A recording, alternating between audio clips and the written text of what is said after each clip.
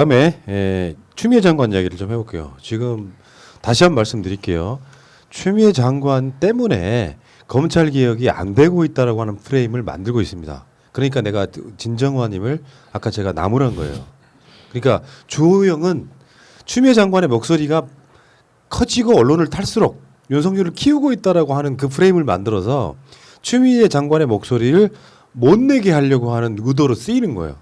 그 추미애 장관에 대해서 뭐 예를 들면 민주당의 상임위원장도 뭐 말렸다라든지 아니면은 정세균 총리가 추미애 장관한테도 뭐라고 했다라든지 하는 것들은 그들이 하고 싶어하는 이야기일 뿐입니다.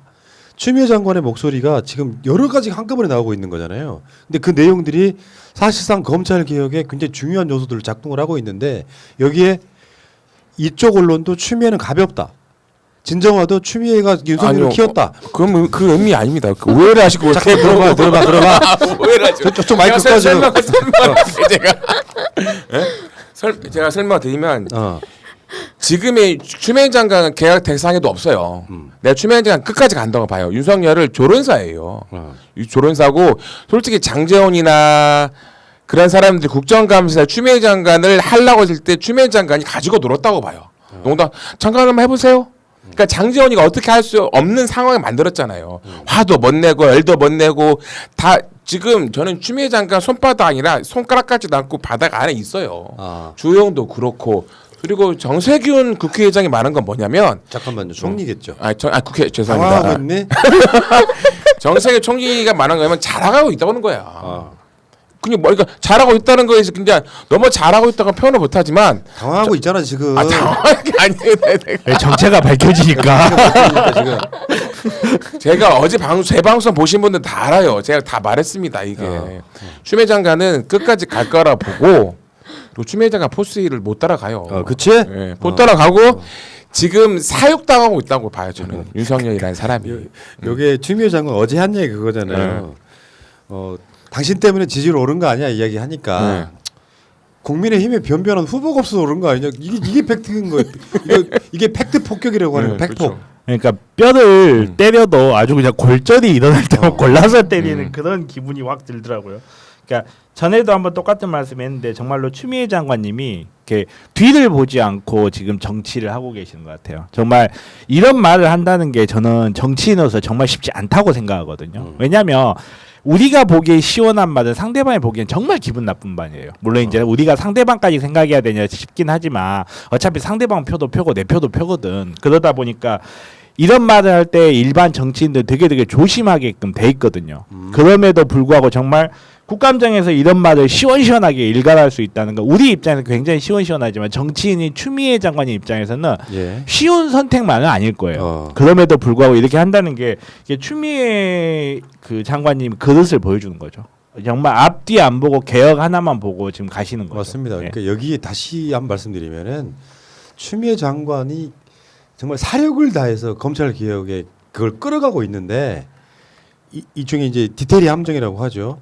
어떤 말 한마디 한마디를 끌어와서 너무 가볍다라는 식으로 프레임 몰아가는 것은 우리나 실제로 검찰 개혁을 원하는 언론 쪽에서는 할 이야기가 아니에요.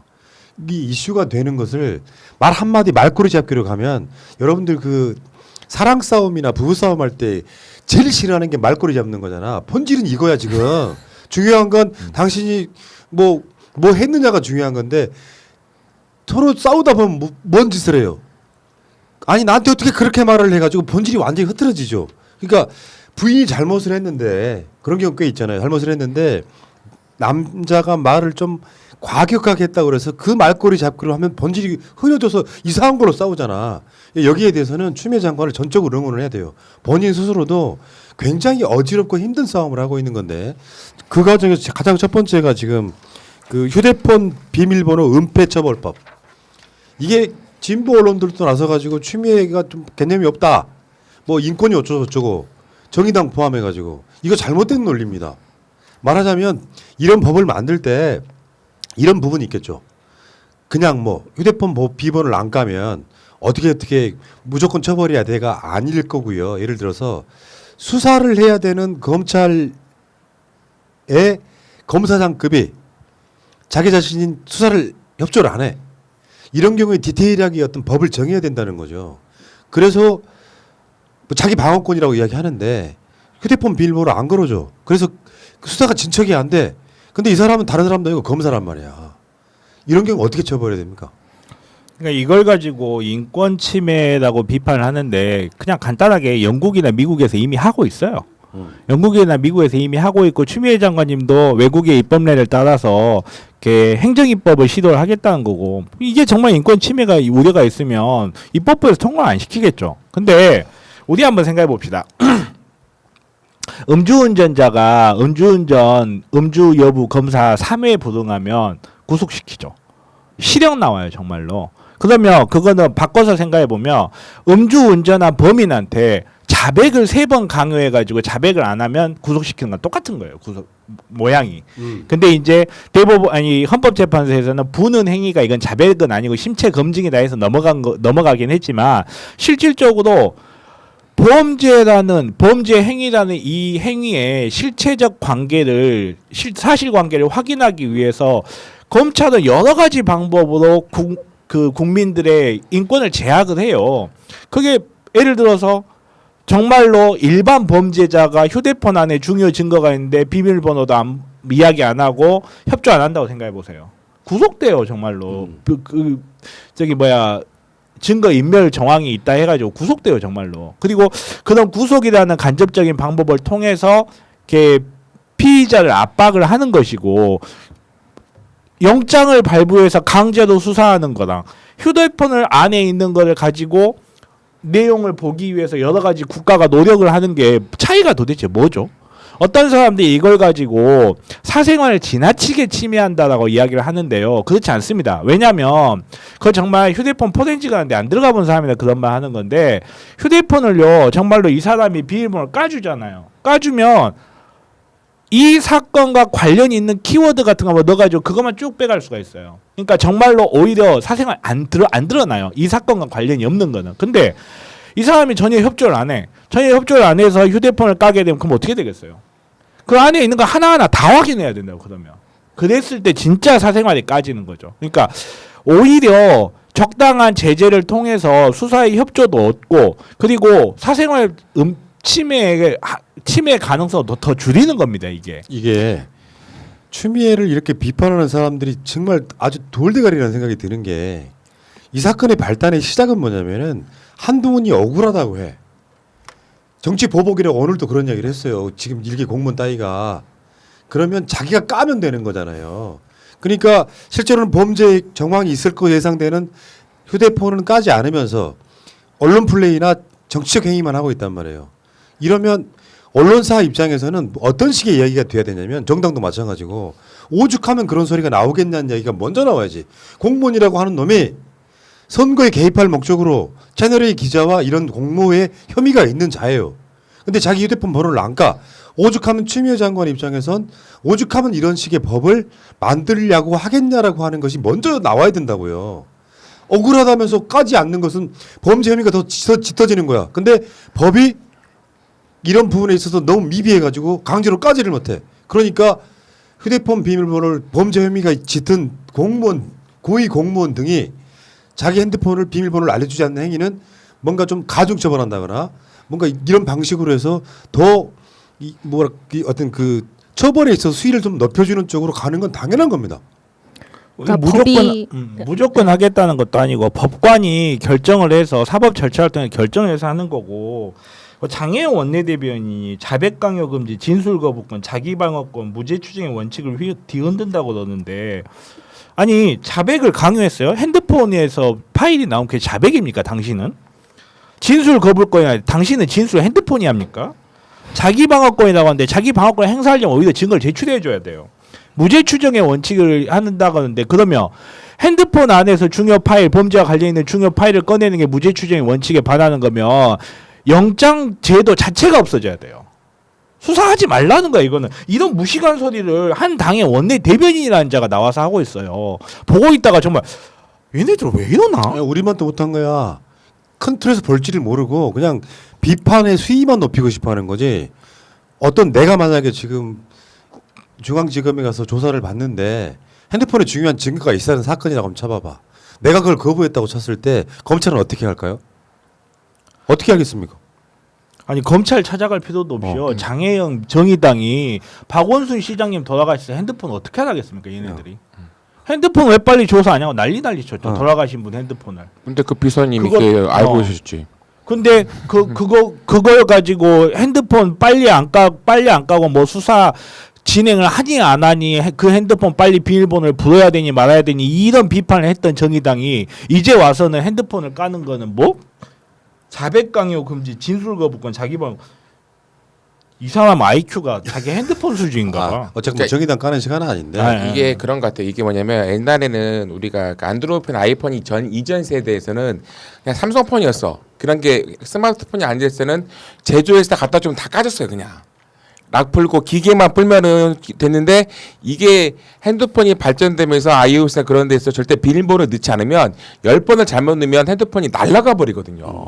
그런 걸 악용하는 거예요. 이런 것들에 대해서 이 사람들이. 자 그리고 하나 더 논란이 있죠. 독직 폭행 기소에 관련해서 정진웅 검사를 업무 배제하라고 했던 것에 대해서 추미애 장관이 정반대로 이제 역공을 펼치는 건데요. 이것도 진짜 훌륭해요. 왜냐하면은 보통 통상적으로는 그렇거든요. 그러면 한동훈도 업무 배제됐으니까 정진웅도 업무 배제해라 이런 식으로 지시를 내릴 수도 있는데 그 전에 이미 무슨 보도가 나왔습니까? 서울 고검에서 셀프 배당해가지고 이거 기소 건도 아니다 한 거를 간부 검사가 자기가 기소시킨 사건이에요. 그럼 여기다 추미애 장관이 이걸 갖고 정진웅 검사를 업무 배제하지 않고 이 기소하는 과정에 대해서 조사하라 이렇게 내리는 것도 엄청난 결정이에요. 여기서 검찰이 실수한 게 있어요. 검찰도 대검찰이 아니라 감찰부장한테도 어느 정도 승인을 얻고 법무부한테 요청해놨는데 거기를 패싱하고 가버렸잖아요. 그러니까 당연히 추미애 장관 입장에서는 다시 대검 감찰부장한테 조사하라고 하는 게 당연한 거예요. 여기서 예전에 우리 총장님 말씀을 불리자면 수사 검사가 제일 잘하는 겁니다. 영장을 언제 쳐야 될지 기소를 해야 될지 말아야 될지. 우리 총장님 나오셔서 이렇게 하셨잖아. 검사가 요즘에 학원 다녀?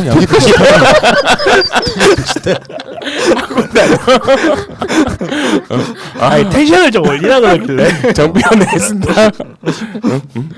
그 마지막 하나 더 얹었어요. 그랬다 칩시다. 칩시다. 말투가 똑같네. 아 귀여워. 여러분 변호사나 의사도 저렇게 귀여울 수 있다는 사실을. 그래서 좋아요가 필요합니다. 여러분 좋아요 10,000개 채워주세요. 지난주에 정변님이 얘기하셨듯이 이 독직 폭행이 받아들여지면 위험한 게 한동훈의 그 휴대폰 자체가 증거로 채택될 수 없을 수 있다. 그래 중요한 문제이기 때문에 추 장관님이 적절하게 잘 지시를 하신 것 같습니다. 그러니까요. 이제 약간 진보에 어중간하신 분들이 어떤 마인드를 갖고 있냐면은 뭐 장관은 저렇게 가벼우면 안 돼. 사실 가볍다가 이런 게 아니라 치열하게 싸우고 있는 거거든요. 쉽게 표현해서 보통 사람들 싸울 때 거의 코피 흘리면서 싸우고 그렇죠. 있는 상태를 가볍다는 식으로 치환해 가면서 그럼 어떻게 해야 됩니까? 조용히 있으면 조용히 있다고 깔 사람들이잖아. 왜 장관으로 시켜줬더니 못하냐라고 비판할 사람들이 뭔가 이런 꼬투리를 잡히면 추미애 장관 먼저 물고 늘어지는 거. 그건 아니지라고. 그 대표적인 게 정의당의 방식이에요. 그게 정말 화가 나고 성질이 나는 게 저는 그거 할 때마다 약 15년 전에 조선일보에서 대통령답지 않은 화법이라고 비판하던 사람이 있었어요. 그분 누굽니까? 노무현 대통령님한테 그때 당시 언론들이 뭐라 하겠어요? 경박하다. 대통령답지 않은 화법. 그걸 지금도 써먹고 있는 거예요. 근데 그걸 지금도 속아 넘어가는 사람들이 있으니까 답답해 죽겠어. 예. 추미애 장관 계시면 1번. 아니 이게 넘어갈 것 같아. 가끔씩은 순간적으로 나 1번 나왔다. 그러니까 그런 이야기를 드리고 싶은 거예요. 완벽한 사람이 어디 있습니까? 말하자면 꼬투리 잡으려면 그 사람은 진짜 나쁜 사람일 수도 있고 좋은 사람일 수도 있다는 건 우리가 지금까지 보고 있지 않습니까? 근데요 추미애 장관님은 가벼운 게 아니라 여러분들이 표현력이 없는 거예요. 섬세하신 거예요. 그렇지. 껌껌이 하나하나를 표현해서 참새 세밀하신 그러니까 분이에요. 간단히 말하면 여러분들 예. 입장에서 봤을 때는 검찰의 통제 기관이라고는 하지만 어떻게 보면 2,600명의 검사에 둘러싸여 있는 거잖아요. 법무부 장관이라고 하는 자리가 여기서 멈추지 않고 계속 가는 것 자체가 엄청난 리스크를 갖고 있단 말이에요. 그러니까 추미애 장관에 대해서는 완벽하지는 않더라도 이분에 대해서 계속 응원하는 것이 제일 중요하다는 이야기를 드리고 싶었고요. 그 이야기는 여기